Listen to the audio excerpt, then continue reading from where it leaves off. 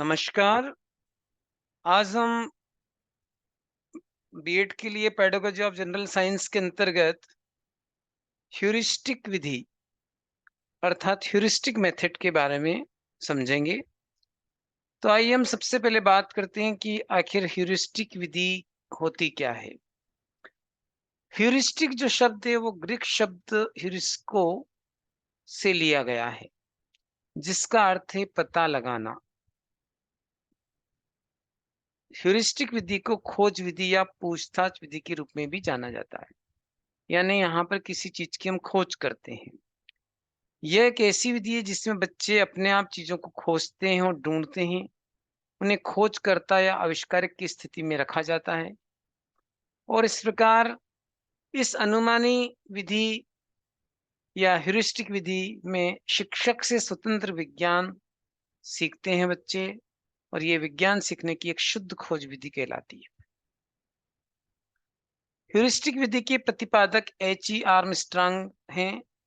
Armstrong ने इस विधि को अनुमानी विधि के रूप में प्रचारित किया था, जिसमें छात्र एक स्वतंत्र खोज या अनुसंधान करता है और इस प्रकार इस विधि में शिक्षक के द्वारा मार्गदर्शन प्रदान नहीं करता है। यानी कि खुद जो है काम करता है, खुद खोज करता है। शिक्षण की एक अनुमानी पद्धति एक निर्देशनात्मक दृष्टिकोण होती है, जो छात्र सीखने की सुविधा के लिए समस्या समाधान और खोज आधारित शिक्षा के साथ साथ अनुभव आधारित शिक्षा के उपयोग पर जोर देती है। ह्यूरिस्टिक विधि का मूल रूप से मतलब किसी भी विधि या प्रक्रिया से है जो समस्या समाधान, स्वयं सीखने और खोज करने में मदद करती है। यह विधि अनुसंधान विधि भी कहलाती है और इस विधि का जो सिद्धांत है वो निर्माणात्मक सिद्धांत पर यह विधि आधारित होती है। तो इस विधि की कुछ परिभाषाएं वेस्टावे के अनुसार अन्वेषण विधि का प्रयोजन किसी विधि की उचित प्रशिक्षण प्रदान करने से है। यानी यहाँ पर जो अन्वेषण या जो खोज करते हैं उसका प्रयोजन किसी विधि के उचित प्रशिक्षण किस प्रकार से वो प्रोसेस होगी उसका प्रशिक्षण देने से मतलब है। प्रोफेसर आर्मस्ट्रांग के अनुसार ह्यूरिस्टिक विधि वह विधि है जिसमें हम छात्रों को अन्वेषण की स्थिति में रखते हैं। यानी यहाँ पर छात्र खोज करता है, छात्र अन्वेषण करता होता है। जैसे यहाँ पर आप ये चित्र देख रहे हैं कि यहाँ पर एक छात्र ये माइक्रोस्कोप में स्लाइड को देख रहे हैं और पता लगा रहे हैं कुछ किसी बात का। इसी प्रकार से यहाँ पर ये प्रयोग कर रहे हैं और ये छात्र अवलोकन कर रहा है कि क्या अभिक्रिया हो रही है, किस प्रकार की उसका अभिक्रिया का प्रकृति होगा। इस बात का जो है ये अनुसंधान यहाँ पर कर रहे हैं। स्टेप्स ऑफ ह्यूरिस्टिक मेथड यानी इसके पद क्या होते हैं। तो सबसे पहला है समस्या को पहचानो यानी आइडेंटिफाई द प्रॉब्लम। फिर समस्या को समझना, अंडरस्टैंड द प्रॉब्लम। योजना बनाना यानी प्लानिंग। एग्जीक्यूट द सॉल्यूशन, समाधान निष्पादित करें। मूल्यांकन करना और निष्कर्ष निकालना या कंक्लूजन देना। ह्यूरिस्टिक विधि के गुण हैं जो इस प्रकार हैं। यह छात्रों में पूछताछ और जांच की आदत विकसित करता है। यह स्वयं सीखने और स्वयं दिशा की आदत विकसित करता है। ये छात्रों में वास्तविक प्रयोगों द्वारा वैज्ञानिक दृष्टिकोण विकसित करता है। देखिए बच्चे यहाँ पर प्रयोग करते हैं तो उनमें एक साइंटिफिक जो है एटीट्यूड उत्पन्न होता है, दृष्टिकोण उत्पन्न होता है। यह मनोवैज्ञानिक रूप से सीखने की विधि है क्योंकि इसमें करके सीखने पर आधारित है और छात्रों में परिश्रम की आदत विकसित करता है। यानी छात्रों को जो है परिश्रम करना होता है इस विधि में, इससे उनकी आदत विकसित होती है। इस विधि में विद्यार्थी किसी तथ्य प्रमाण को तर्क वितर्क के आधार पर ही स्वीकार करते हैं। इस विधि में छात्र अधिक सक्रिय रहते हैं और उनके अधिगम स्तर में इससे वृद्धि होती है।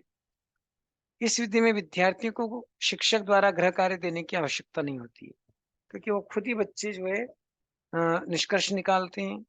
इस विधि में विद्यार्थियों में आत्मविश्वास एवं आत्मनिर्भरता का गुण विकसित होता है।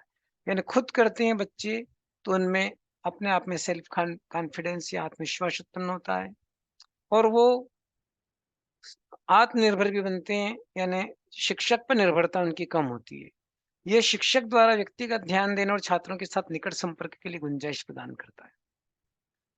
यह सक्रिय सीखने, आलोचनात्मक सोच और रचनात्मकता को प्रोत्साहित करता है। समस्या समाधान कौशल विकसित होता है इससे। और इस प्रकार से यहाँ पर हम ये कह सकते हैं कि ह्यूरिस्टिक विधि जो है एक खोज विधि के रूप में छात्रों में जो है बहुत अ, उपयोगी होती है। अब इसके कुछ दोष भी हैं। पहला है कि लंबी और समय लेने वाली विधि। इसलिए निर्धारित समय पर पूरा पाठ्यक्रम करना मुश्किल हो जाता है। इस विधि में विद्यार्थियों से मौलिक अनुसंधान की अपेक्षा की जाती है, परंतु जो छोटी कक्षा के बच्चे होते हैं अनुसंधान के योग्य नहीं होते हैं। शिक्षक की ओर से विषयों की उन हिस्सों पर जोर देने की प्रवृत्ति होती है जो खुद को अनुमानी उपचार के लिए उधार देते हैं, और उन विषयों की महत्वपूर्ण सामग्री को नजरअंदाज कर देते हैं जिनमें माप शामिल नहीं है। तो इसलिए ये हम कह सकते हैं कि ये विधि इतनी उपयुक्त नहीं है। इस विधि के द्वारा समय समय पर पूरा पाठ्यक्रम पूर्ण नहीं किया जा सकता है। यह विधि केवल उन्हीं कक्षाओं के लिए उपयोगी होती है जिनमें बच्चे या छात्र कम होते हैं। इस पद्धति में शिक्षक से अत्यधिक दक्षता और कड़ी मेहनत की अपेक्षा की जाती है, क्योंकि देखिए शिक्षक को पारंगत होना जरूरी है। जितनी भी सामग्री अनुसंधान के लिए वो शिक्षक को अरेंज करना है, तो और सारे तथ्य और उनकी व्याख्या करना।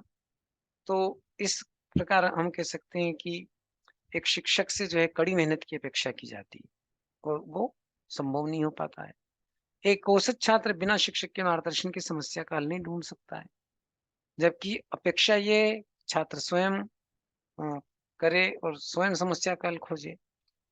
तो यहाँ जबकि ये कहा जाता है कि बिना शिक्षक के जो है ये सब करते हैं, लेकिन बिना शिक्षक के मार्गदर्शन संभव नहीं। तो इस प्रकार से हम ये कह सकते हैं कि जो है ये इस विधि के कुछ दोष हैं। तो आज आपने ह्यूरिस्टिक विधि क्या है और उनके गुण दोषों पर हमने यहाँ पर चर्चा की, और वास्तव में ये एक खोज विधि या अनुसंधान विधि है, और इसका प्रयोग विज्ञान शिक्षण ही नहीं अपितु विभिन्न विषयों के शिक्षण में किया जा सकता है। Thank you.